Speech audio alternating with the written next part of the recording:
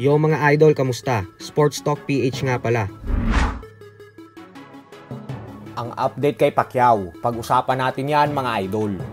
Ngunit bago ang lahat ay huwag kakalimutang mag-subscribe at i-click ang notification bell button for more sports talk.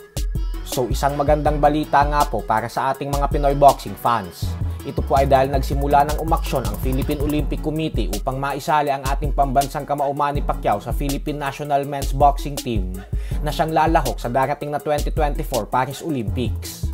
Wika ng POC President Bambol Tolentino ay nagpadala na umano sila ng apela sa International Olympic Committee para maisali si Pacquiao.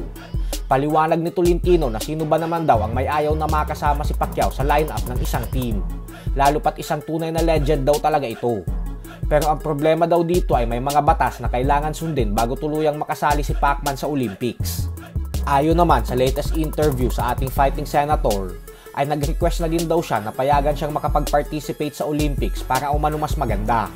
Subalit alam naman nga po nating lahat na lahat ng boksingero na gustong makapag-participate sa Olympics ay kailangan dumaan sa Olympic qualifying tournaments. Kagaya na lang ng pambato natin na sa Olympic bronze medalist Yumir Marshall, kung saan lumahok ito sa kakatapos lamang na Asian Games sa China.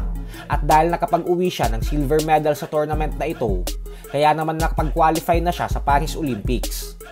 Pero ayon nga po kay Pacquiao ay ayaw niya nang sumali pa sa Olympic qualifying tournaments at bagkus gusto na nitong dumiretso na agad siya sa Olympics.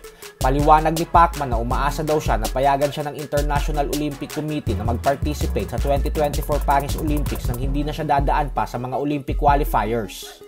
Para po sa mga hindi nakakaalam, ay may paraan pa na makasali si Pacquiao sa Olympics kahit hindi na siya sumali sa qualifiers. At ito nga po ay ang tinatawag na universality places.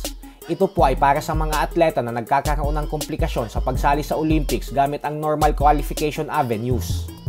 Pero ganun pa man nga po ay prangka ang POC na malabutas ng karayom ito para sa kanila na maitawid ang pagsali ni Pacquiao dahil kailangan magbigay ng exception ng International Boxing Committee sa ating pambansang kamao para lamang makasali ito sa Paris Olympics. Kaya naman abangan na lang po natin ang magiging update patungkol sa sitwasyon na ito. Sa kabilang banda naman mga idol ay bagamat nga po naging impresibo ang panalo ni undisputed super middleweight world champion Canelo Alvarez sa naging laban nito kontra kay undisputed junior middleweight world champion Jermell Charlo mahigit isang linggo pa lang ang nakakalipas, ay hindi nga po napabilib ang dating promoter ni Canelo na si Golden Boy Oscar De La Hoya. Banat po kasi ni De La Hoya na sobrang nakakabagot daw yung naging laban ng dalawa dahil pareho umanong hindi nagbibitaw ng mga suntok si Canelo at Charlo.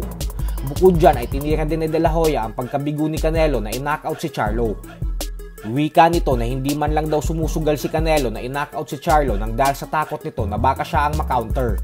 Kailangan daw ni Canelo isipin ang mga fans na nagbabayad ng pagkalaki-laking halaga sa pay-per-view at sa ticket sa venue.